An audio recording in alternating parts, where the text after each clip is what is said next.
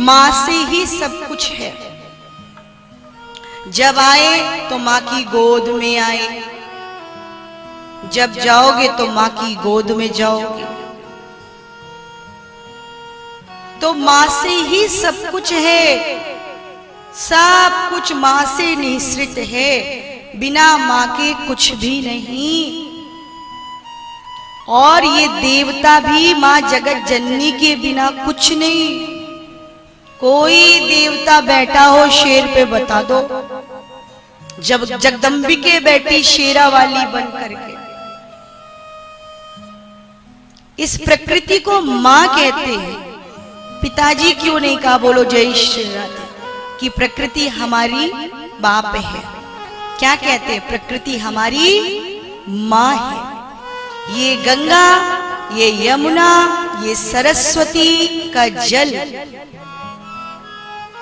छोटा सा बच्चा अगर अकस्मात मृत्यु घर में हो जाए तो प्रवाहित ही तो किया जाता है मां की गोद में। हर अमावस्या पूर्णमासी गंगा दर्शन, यमुना जी का दर्शन, मां। तो ये मां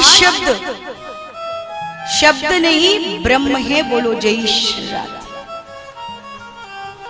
और हमारे समाज में जब बहन बेटियों का तिरस्कार किया जाता है या अपमान किया जाता है, तो ये समझ लो आप किसी और का अपमान नहीं कर रहे, आप उसी भगवती का अपमान कर रहे हो, जो महाकाली का, महालक्ष्मी का, महासरस्वती का स्वरूप है। शाक्त दर्शन ने तो यहां तक कह दिया है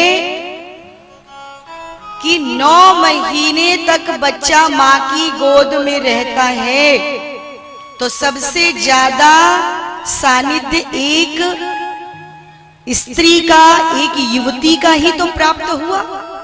तो 9 महीने तक जब बच्चा गर्भ में रहता है तो क्या वो नारी नहीं हुआ? बोलो जय श्री राधे।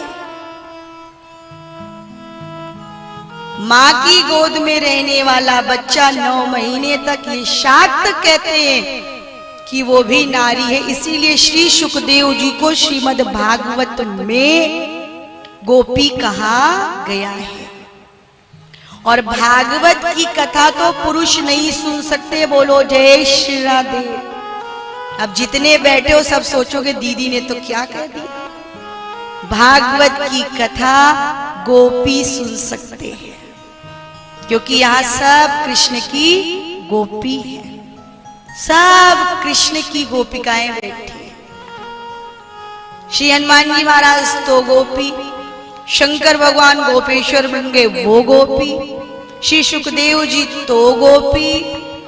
और नारी का अर्थ है जिसका कोई शत्रु नहीं, वही है नारी। नारी। और जिसके घर में बहन बेटी का तिरस्कार होता है या पत्नी का तिरस्कार होता है तो ये मत कहना कि मेरे घर में लक्ष्मी नहीं टिकती। घर की लक्ष्मी रोए और लक्ष्मी टिक जाए, ऐसा कैसे हो सकता है?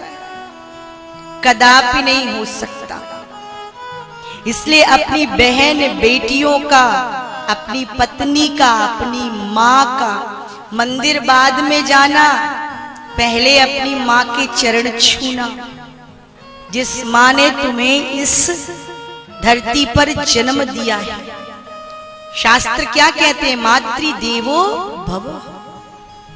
चाहे जितने बूढ़े हो जाओ, लेकिन अगर बीमार हुए तो माँ ही याद आती है। पत्नी कितना भी अच्छा क्यों ना बना के खिला दे, लेकिन याद माँ आती है। माँ, माँ शब्द में नमी भरी पड़ी है।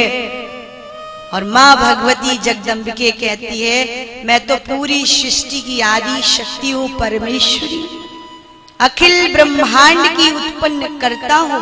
ब्रह्मा विष्णु महेश की कोई तो जननी होगी। यही ढूंढते ढूंढते जननी के लोक में पहुंच गए थे और जाकर वहां देखा भगवती पराम्बे जगत जननी। तो इस राष्ट्र को आवश्यकता है कि हम शक्तिशाली बने, और शक्तिशाली तभी बनेंगे जब हम शक्ति की आराधना करेंगे।